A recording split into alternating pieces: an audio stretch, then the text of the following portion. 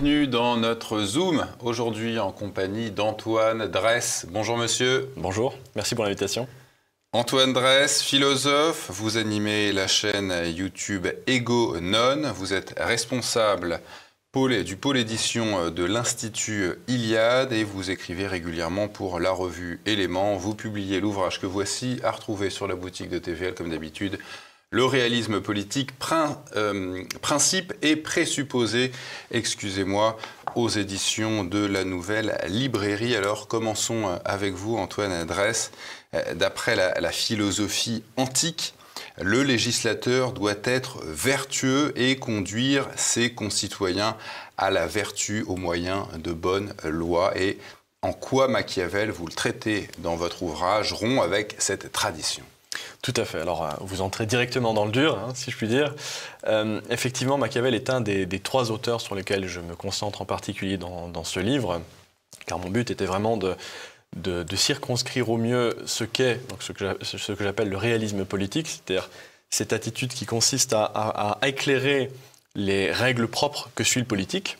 Et donc, pour ce faire, Machiavel est un passage obligé, car il est vraiment le fondateur, si je puis dire, de cette approche du politique.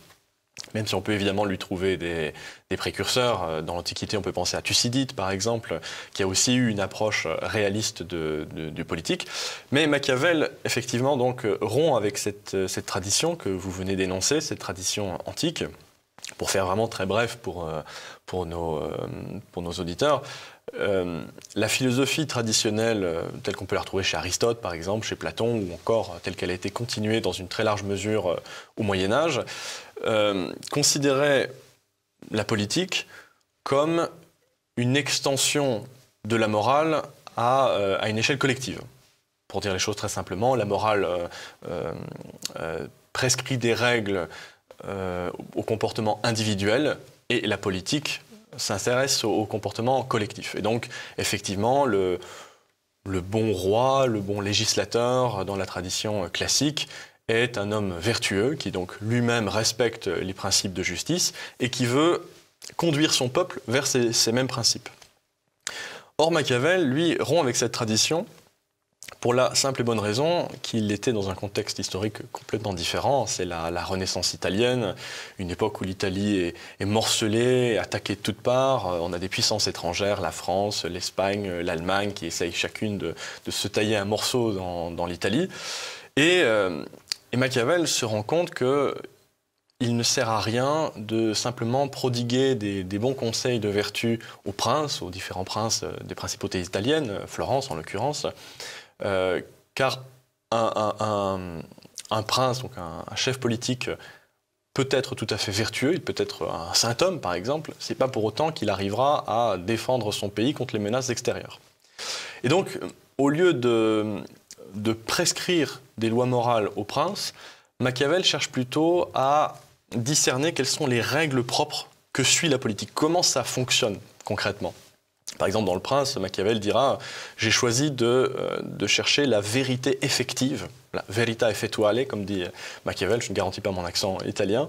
J'ai choisi de chercher la vérité effective plutôt que les désirs de mon imagination. Et c'est en ce sens que Machiavel rompt totalement avec ses prédécesseurs, alors que pourtant il s'inscrit paradoxalement dans cette tradition. On peut faire très très bref. Il y avait toutes ces traditions qui remontent au Moyen-Âge au moins, qui était ce qu'on appelait le miroir des princes. Les philosophes écrivaient un ouvrage collectant toutes sortes de conseils, de vertus à prodiguer aux princes pour le conduire vers la justice. Et en fait, Machiavel écrit lui aussi un miroir des princes, et complètement inversé. Au lieu de dire aux princes, vous devez par exemple respecter les lois de la religion, il dit, mais voilà comment ça a fonctionné, quels sont les exemples dans l'histoire qui fait que tel prince a réussi à conquérir telle principauté, qui fait que... Oui, parce que le but de Machiavel, in fine, c'est la protection des citoyens, on va dire, entre guillemets. Tout à fait. En fait, quitte à violer la parole donnée. Quand il le faut. C'est pas pour autant, ça a été l'accusation qu'on a souvent fait à Machiavel, c'est de dire le machiavélisme, c'est le cynisme et c'est l'apologie du cynisme.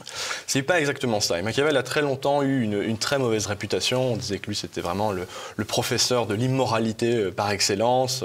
Il a été très longtemps diabolisé, alors qu'en fait, Si on le lit attentivement, Machiavel nous donne la clé de sa démarche à la toute fin. C'est un populiste, Machiavel? Ah, je ne dirais pas ça exactement. Par contre, c'est un patriote. C'est un patriote italien. Avant la lettre, avant le Risorgimento et l'unification italienne, il a déjà cette idée. Parce que, en fait, la clé donc, de sa démarche se trouve au tout dernier chapitre du Prince, qui s'intitule Exhortation pour libérer l'Italie des barbares. Et en fait, c'est ça sa finalité. Je veux libérer mon pays des barbares et des puissances étrangères qui l'oppriment. Et pour ce faire, je vois comment ça fonctionne. Donc il y a une double démarche, il y a une finalité qu'il pose, et pour ce faire, en fait, il y a une démarche, une approche, on va dire, presque scientifique, c'est presque un peu anachronique de le dire, mais voilà, de description au plus près de la réalité des règles de la politique, de ses finalités propres. Donc la confusion entre morale et politique, on le comprend, présente un danger. Donc quel exemple concret, aujourd'hui, dans la vie politique française, pourrait illustrer au mieux ce que l'on vient de dire?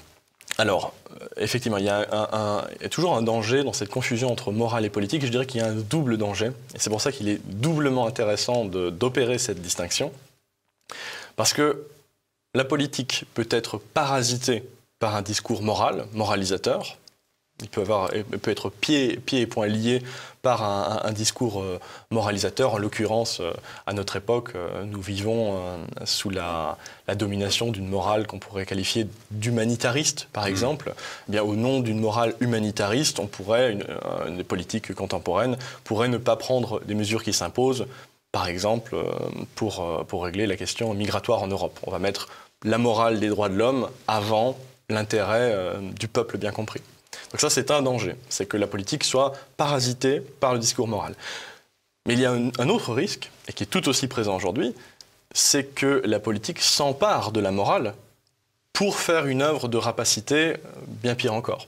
Par exemple, on peut mener la guerre au nom des droits de l'homme, si je prends le même exemple. Et quand on mène une guerre au nom des droits de l'homme, on fait sortir l'ennemi de l'humanité, puisque lui n'appartient pas à ces mêmes droits de l'homme. Donc on a le droit de tout, de vie et de mort sur lui. Exactement. Et on a tous ces droits, puisque nous sommes les garants et les porteurs de la morale. Donc si on mène une guerre... Nous sommes l'humanité, les autres ne sont rien. Exactement. Quand on mène une guerre au nom de l'humanité, nos ennemis, par définition, sont hors humanité.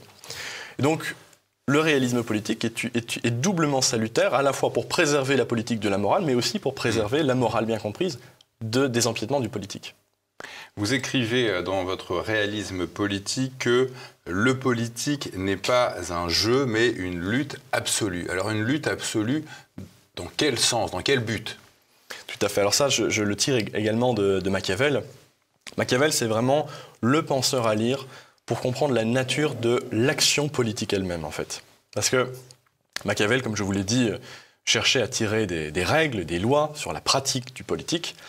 Maintenant, ce terme de règle, il ne faut pas non plus le prendre au sens trop strict. On pourrait faire une analogie, par exemple, avec les règles du jeu des échecs.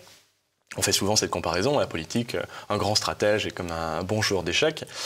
La grande différence, c'est que dans un jeu, tel que le jeu d'échecs, il y a des règles tacites entre les participants. Si par exemple vous et moi nous faisons une partie d'échecs après cette émission et que vous êtes en train de gagner, je ne peux pas simplement renverser votre pièce et dire non, je n'accepte pas ce coup, c'est moi qui ai gagné. Non, tel un enfant capricieux. Non, je serai automatiquement disqualifié à vos propres yeux et aux yeux de tout le monde, enfin, tacitement. Donc j'aurais perdu. Alors qu'en politique, il n'y a pas d'arbitre, il n'y a pas d'équivalent. Si, pour reprendre la métaphore, un homme politique renverse la table et renverse le jeu et obtient réellement le pouvoir, mais il est gagné. Et c'est ça, en fait, le scandale de l'œuvre machiavélienne. C'est qu'en fait, machiavélienne... À l'époque, il n'y avait pas de droit international. Enfin, aujourd'hui, on le viole quand même non plus. à outrance. Mais... Tout est un rapport de force. Ouais. On peut dire, effectivement, il y a un droit international. On pourrait dire, non, telle action rompt ces règles internationales. Oui, mais dans les faits, si on arrive à les rompre et qu'on arrive à ne pas être puni et à maintenir son pouvoir, eh bien, on a gagné. En tout cas, dans cette perspective. Donc, et je dis ça avec Machiavel, c'est-à-dire par-delà bien et mal, comme dirait Nietzsche. C'est vraiment une pure approche phénoménologique de la politique. On voit comment ça fonctionne. Et les discours moralisateurs ne peuvent rien y changer. Et c'est en cela que la politique est une lutte absolue. Machiavel propose un plan d'action à partir des hommes tels qu'ils sont. Il dit ceci, la politique n'a pas vocation à les transformer. Alors, comment les vices de l'homme peuvent-ils devenir des leviers pour l'action de la cité. Tout à fait. Là encore, Machiavel innove. En fait, Machiavel nous dit on n'a pas le temps d'espérer que les hommes d'un peuple changent de tout au tout. Il faut agir dans la situation présente. Donc, ce n'est pas... En fait, le politique reçoit les hommes tels qu'ils sont. Alors, il ne veut pas dire que tous les hommes sont forcément exactement les mêmes.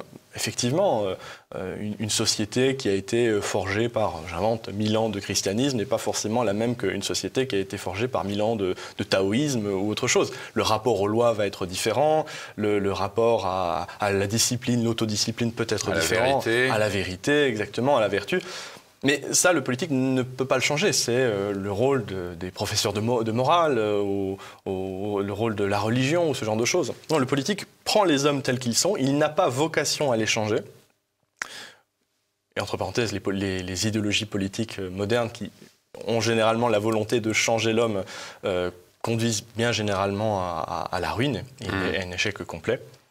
Et donc, effectivement, Machiavel dit qu'il faut prendre les hommes tels qu'ils sont, avec leurs vertus et leurs vices, dans le but d'être le plus efficace possible.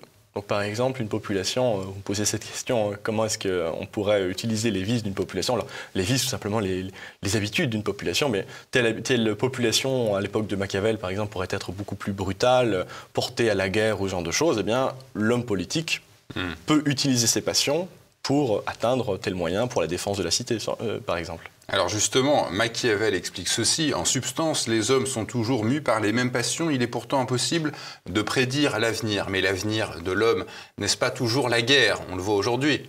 Alors, oui, tout à fait. Pourquoi impossible de prédire? Impossible de prédire, tout simplement parce que l'action politique est toujours posée dans un cadre indéfini. Si je reprends l'exemple du jeu d'échecs, la grande différence entre l'action politique et le jeu d'échecs, c'est que si je suis un joueur d'échecs, eh bien, dans le cadre d'un jeu d'échecs, le facteur chance, facteur hasard est réduit au strict minimum. On a une vue complète sur l'ensemble des pièces. Le fou agit toujours comme un fou, le cheval agit toujours comme un cheval, ce genre de choses. Dans la politique, ce n'est pas le cas. L'homme politique ne voit jamais l'entièreté de la situation. Il y a toujours une part d'indétermination, il y a toujours des coups qui peuvent surgir de nulle part. Le fou peut agir comme le cavalier. C'est ça. Alors, il y a des constances. C'est pour ça qu'on peut quand même tirer des règles. C'est-à-dire que les hommes, oui, sont quand même plus ou moins mus par les mêmes passions à travers le temps. Mais les actions que l'on porte peuvent conduire à des conséquences qu'on n'a pas voulu, qu'on n'a pas prédit. C'est pour ça que Machiavel disait que, au fond, nous sommes maîtres de la moitié de nos actions. Le reste, c'est entre les mains de la fortune, la fortuna, la chance. Ce qu'on peut faire, c'est essayer d'être le plus maître possible des 50% restants, en quelque sorte.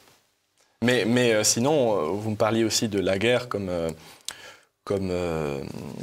nature de l'homme, comme horizon de l'homme. Effectivement, c'est la base de la politique machiavélienne, parce que précisément comme le politique ne peut pas savoir tout ce qui peut se passer, il ne peut pas maîtriser toutes les conséquences, il doit toujours présupposer le pire.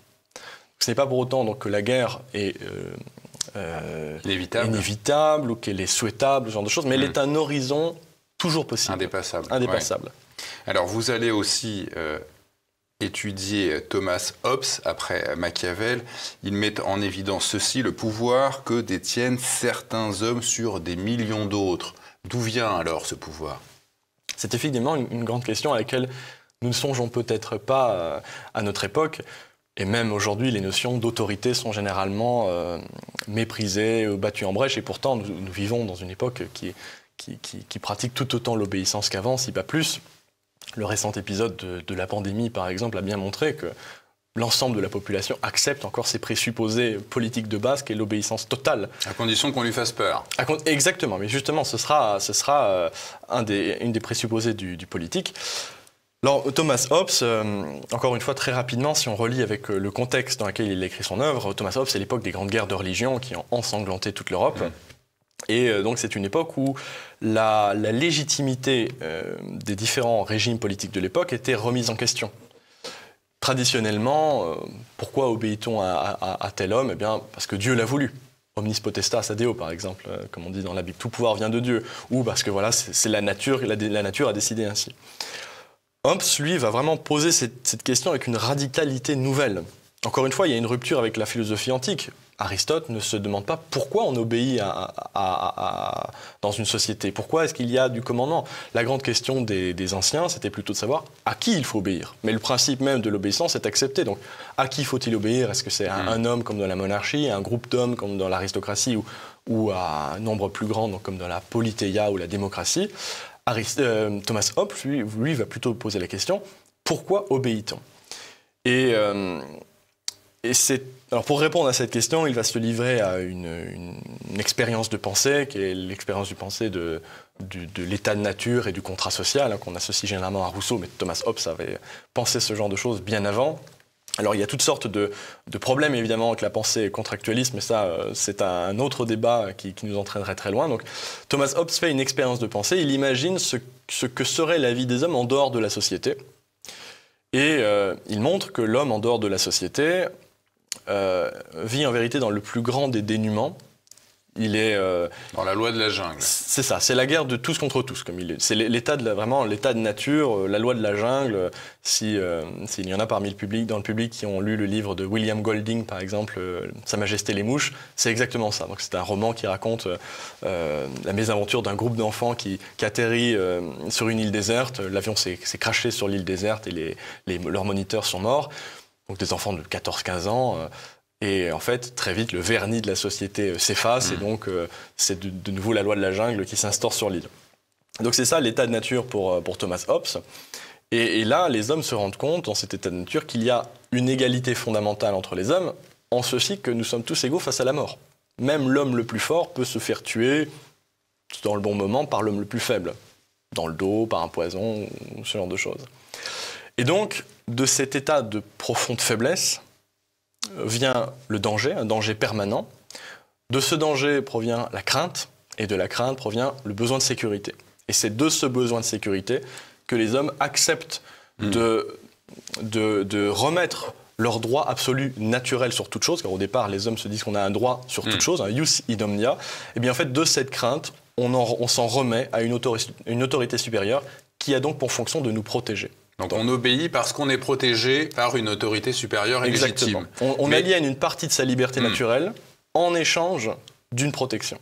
Mais si cette autorité supérieure et légitime renonce à son pouvoir de protection, qu'est-ce qui se passe alors? Eh bien, tout simplement, elle perd sa légitimité, en vérité. Tout le monde connaît la formule de Descartes, cogito ergo sum, hein, je pense, donc je suis bien. Le cogito de l'État, c'est comme ça que Carl Schmitt le résumait, c'est protego ergo obligo. Je protège, donc j'oblige. Mais effectivement, si le premier terme n'est plus rempli, que le devoir de protection n'est plus correctement rempli, eh bien l'État ou l'autorité eh bien perd sa légitimité et donc les citoyens peuvent reprendre cette liberté qu'ils avaient abdiquée dans un premier temps et donc oui, commence une guerre civile, commence un renversement de pouvoir par exemple. Donc aujourd'hui, l'État ne protège plus et en plus il oblige. C'est vous qui le dites. Je vous en laisse la responsabilité. Certaines nations d'Europe ont renoncé à leur puissance politique pour la déléguer à un pouvoir économique. C'est quoi les conséquences de ce renversement du politique pour l'économique? Alors, ça, on en vient au troisième chapitre, qui était l'époque de Carl Schmitt. Effectivement, Carl Schmitt notait au début du XXe siècle un déclin de l'État, alors un déclin paradoxal. C'est-à-dire qu'autrefois, donc à l'époque où les grands concepts classiques de la philosophie politique, donc XVIIe siècle, l'époque de Hobbes typiquement, ont été conçus, eh bien, l'État était en charge vraiment du politique, c'est-à-dire la protection, donc la pacification intérieure et la politique étrangère, typiquement. C'était vraiment ça, la politique, jusqu'au XXe siècle. Et au début du XXe siècle, eh bien, la politique et l'État commence à être de plus en plus divisé, accaparé par des groupes d'intérêt, des groupes d'influence de tous les côtés, économiques, etc. Et donc, au début de notre entretien, j'avais parlé de la politique qui pouvait être parasitée par la morale. Eh bien, la politique peut aussi être parasitée par l'économie, corrompue, oui. Corrompue, tout à fait. Et on aboutit à ce que Julien Freund appellera l'impolitique. En fait, l'impolitique, c'est quoi? C'est quand on plaque sur le politique des catégories qui lui sont étrangères. Donc les catégories de la morale, par exemple, le bien ou le mal, les catégories de l'économie. Les catégories de l'économie, c'est plutôt le rentable ou le non rentable, ou l'utile et le nuisible, par exemple. Et donc, Carl Schmitt, à la suite de grands prédécesseurs, par exemple comme Max Weber, il voit que l'État devient de plus en plus une grande entreprise, en fait. Et que Est-ce que l'État est davantage corrompu aujourd'hui qu'il ne l'était autrefois ? Oui, je dirais qu'il suit cette lente pente de désagrégation qu'avait observé Carl Schmitt. Alors, désagrégation tout à fait paradoxale, parce que Carl Schmitt parlait d'un état total par faiblesse. Et en fait, l'État devient de plus en plus faible, et donc n'est plus strictement à cheval sur ses prérogatives régaliennes, et finit par se dissoudre dans toute la société, et donc à politiser tous les pans de la société, y compris des pans qui n'avaient pas à être politisés. C'est ce qu'on voit aujourd'hui d'ailleurs, la politique dans le couple, la politique à l'école, la politique, c'est-à-dire un rapport d'antagonisme de plus en plus fort qui est exacerbé dans tous les pans de la société. Et donc c'est face à cette décadence de la notion d'État que Carl Schmitt a eu la volonté de préciser à nouveau le cadre conceptuel du politique. J'ai dit les catégories propres de la morale ou de l'économie, mais quelles sont les catégories propres du politique, pour ne pas le confondre avec autre chose. Et c'est ainsi que Carl Schmitt est arrivé à cette fameuse distinction qu'on cite très souvent, la distinction de l'ami et de l'ennemi. Et c'est ce que disait De Gaulle, la France n'a pas d'amis, elle n'a que des intérêts. Tout à fait. Alors, il y a effectivement ça, alors, dans le sens où Carl Schmitt fera une distinction et se basera sur le latin ou sur le grec. C'est-à-dire que dans les langues anciennes, ça, le français ou l'allemand ne font pas cette distinction, très malheureusement. Il y a une distinction à faire en latin entre l'hostis et l'inimicus. L'inimicus, ce qui est le contraire de l'amicus. Donc l'inimicus, c'est l'ennemi privé. L'hostis, c'est l'ennemi public. Donc si en privé, quelqu'un vous fait une mauvaise chose, c'est votre ennemi privé. Alors que l'hostis, c'est l'ennemi politique à proprement parler, qui est ennemi de la collectivité à laquelle vous appartenez. Et c'est pour cela que, encore une fois, si on veut faire cette distinction entre morale et politique, Carl Schmitt prenait cette phrase très, très célèbre du Christ dans les évangiles, « Aimez vos ennemis ». Et il disait bien que là, il y a vraiment une incompréhension totale à l'époque moderne, puisque certaines personnes vont prendre cela comme un précepte politique. Alors qu'en fait, non, dans le texte original, qui est en grec, et c'est pareil dans la Vulgate, donc dans le texte latin, le Christ dit « Aimez vos ennemis privés », inimicus. Alors, ce n'est pas une injonction politique, aimez vos ennemis publics, ceux qui veulent vous détruire, ça n'a absolument pas de sens. Et après, la frontière est mouvante entre ennemi et ami. L'ennemi peut devenir l'ami, tout à fait. Et c'est pour ça que c'est une distinction autonome du politique. Parce que l'ennemi politique n'est pas un ennemi moral. Un ennemi politique peut très bien avoir des raisons tout à fait morales de vous faire la guerre de son propre point de vue. Ce n'est pas non plus le concurrent économique. On pourrait très bien aussi faire des affaires avec une puissance ennemie. C'est pas du tout inconcevable. Donc justement, en ne moralisant pas le politique et ce rapport d'inimitié, eh bien, effectivement, l'ennemi d'un jour peut devenir l'ami du lendemain.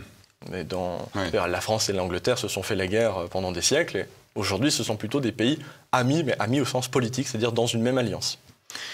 Ce sera mon avant-dernière question, Antoine Dresse. Vous dites ceci, il serait possible de concevoir une société politiquement organisée dans un autre cadre que l'État. À quoi ça ressemblerait notre société si elle n'était pas soumise à l'État ? Alors disons que ça, c'est une très vaste question. En fait, l'État, disait Carl Schmitt, n'est que la manière moderne d'agencer ce rapport de politique, donc ce rapport d'hostilité, littéralement. Pour le faire mieux comprendre, Julien Freund faisait une distinction. Il parlait de la politique comme substance, c'est-à-dire comme quelque chose qui est éternel au fond. C'est-à-dire que toute société, toute collectivité humaine connaîtra des rapports politiques, donc de potentiels rapports d'hostilité, d'inimitié. Et l'instant, c'est la manière de prendre en charge ce rapport. Et donc, il y a eu des tribus par le passé qui organisaient ce genre de collectivité. Aujourd'hui, c'est l'État, l'État-nation depuis le XVIIe siècle. Eh bien, on pourrait imaginer une autre manière de prendre en charge le politique. C'est pas pourtant que j'ai une réponse toute faite pour dire comment cela peut être pris en charge, mais conceptuellement, on peut penser autre chose. On entend ici et là, depuis une trentaine d'années, émerger le concept, l'idée d'un État mondial. Vous qualifiez cela d'absurdité intellectuelle. Tout à fait. Alors c'est une absurdité intellectuelle d'un point de vue politique, encore une fois, D'un point de vue moral ou religieux, pourquoi pas, on peut tout à fait admettre qu'on puisse rêver à une humanité pacifiée, une humanité qui ne connaîtrait plus la guerre. Ou ce genre de choses. Le nirvana, tout à fait, tous les hommes sont frères. Pourquoi pas? Je ne me place même pas de ce point de vue-là. Mais d'un point de vue politique, nous enseignent Machiavel, Hobbes, Carl Schmitt et quantité d'autres auteurs, il n'y a pas d'univers politique. Il y a plutôt un plurivers, c'est-à-dire que toute collectivité politique s'organise au milieu d'autres entités qui sont toujours, comme je l'ai dit, potentiellement amis ou ennemis. Et donc, il y a foncièrement un horizon indépassable du conflit, tout simplement. Et combien même... C'est une espèce d'hypocrisie, cet État mondial, non ? C'est une hypocrisie pour certains, c'est une façon d'utiliser la morale pour faire avancer un certain agenda et certains rêves de pouvoir, tout à fait. Et quand bien même ça arriverait, entre guillemets, c'est-à-dire qu'on pourrait unifier la Terre dans un État, il se morcellerait immédiatement et au lieu d'avoir des conflits, des guerres extérieures, on aurait simplement des guerres civiles. Parce que le conflit fait partie de la nature humaine. Le réalisme politique, principes et présupposés, c'est l'ouvrage d'Antoine Dresse à retrouver sur la boutique de TV Liberté. Merci à vous, monsieur. Merci beaucoup.